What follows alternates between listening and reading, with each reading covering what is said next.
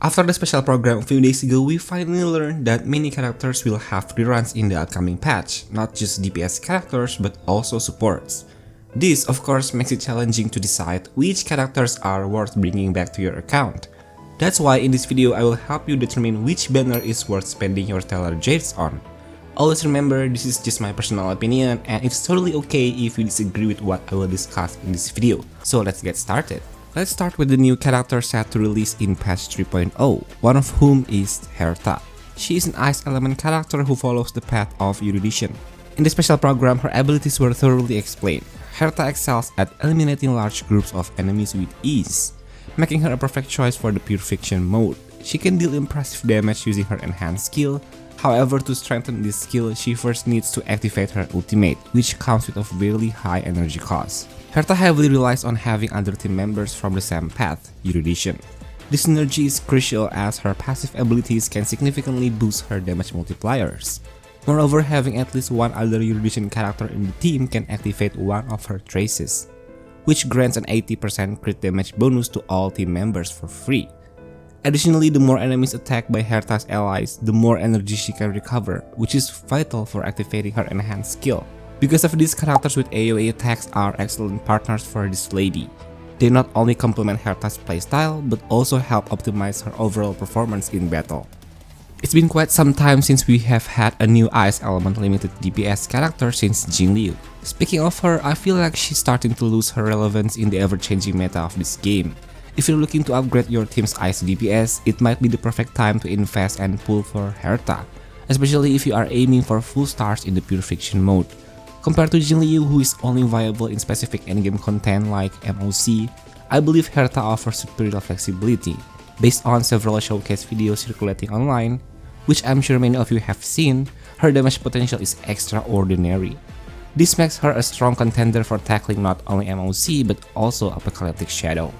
However, for both this mode, I would recommend waiting for her official release or at least create experience server reviews to gain more insight into her full potential. For those struggling with pure fiction mode, Herta is an excellent addition to your account. Although this mode is still relatively easy for most players, we can never predict how hoyovers might make it more challenging in the future. While Herta's damage output is immense, she tends to be SP negative.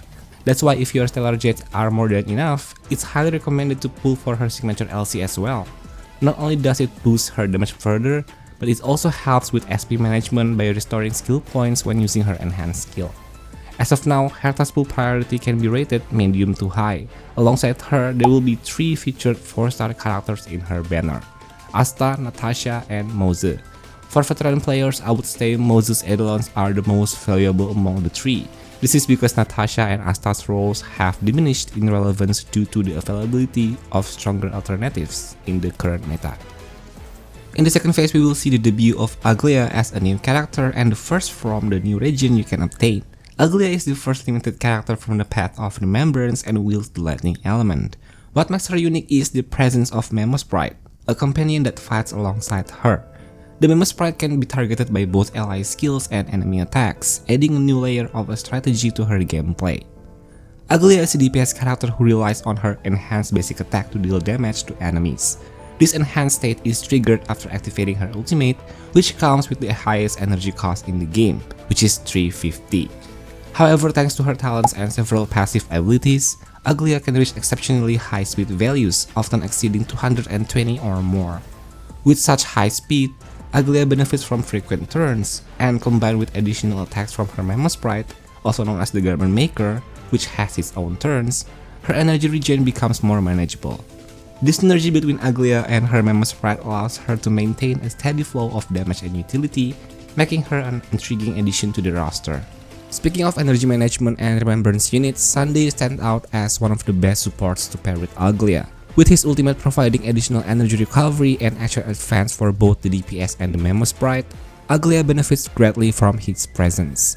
Aside from Sunday, characters like Robin and Huohuo are also pivotal in forming Aglaea's ideal team composition. Huohuo contributes to Aglaea's energy recovery while maintaining the team's survivability.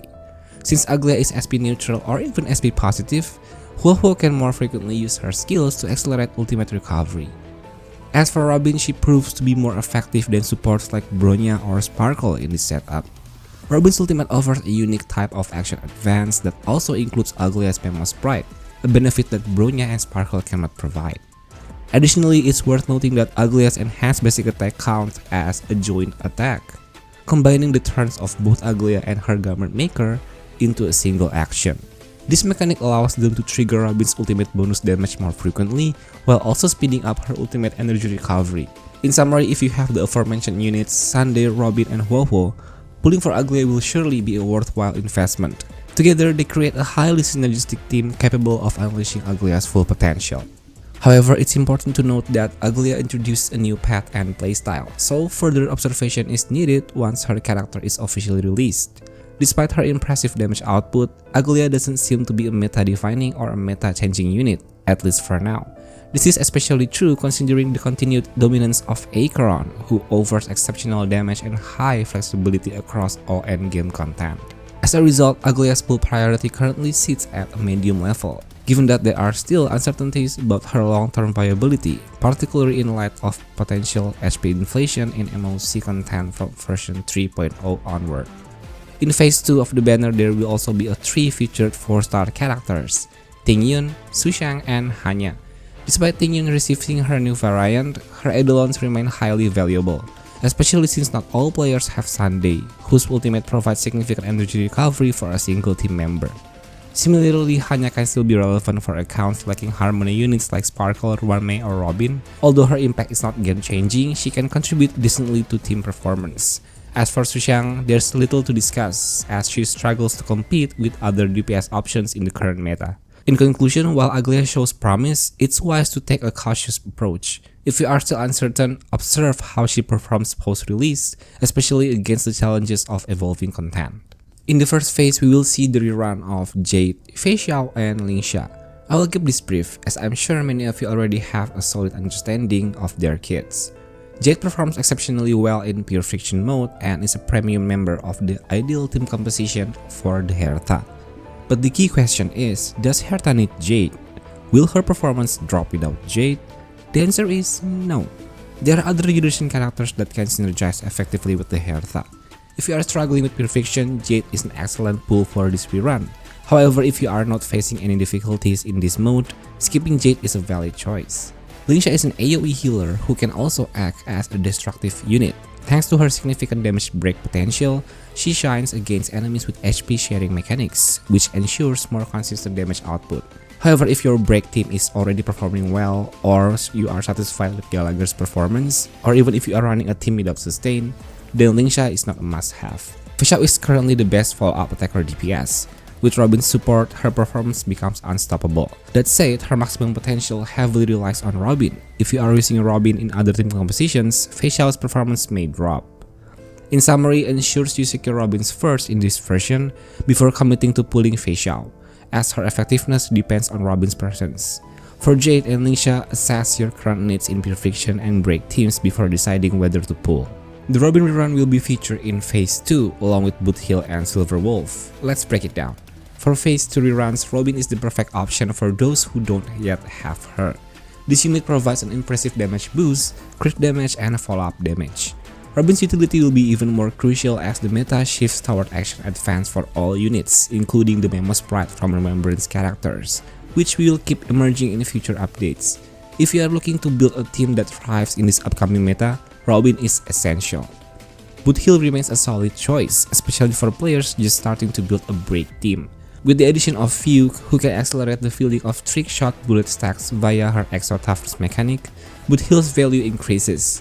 However, for veteran players who already have other break DPS options, I would recommend prioritizing other units like Robin before considering Boothill for your team. As for Silver Wolf, the uniqueness of her weakness implant ability has lost some relevance.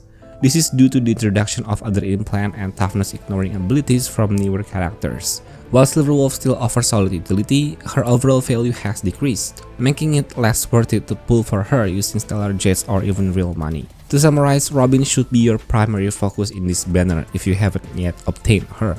Boothill is worth considering if you are building a break team and don't have a reliable break DPS yet.